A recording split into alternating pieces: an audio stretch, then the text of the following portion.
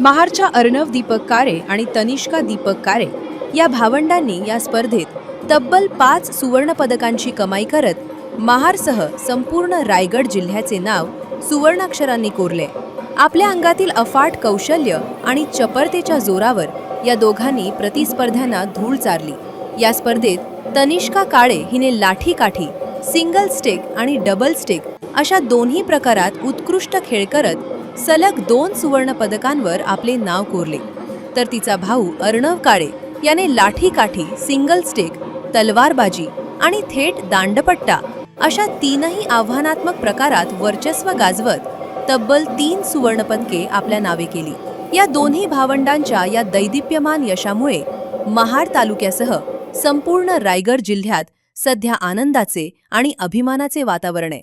त्यांच्या या यशामागे महाडमधील शौर्य अकॅडमीचे सातत्यपूर्ण सराव, शिस्तबद्ध प्रशिक्षण आणि प्रशिक्षकांचे मोलाचे मार्गदर्शन लाभले आहे।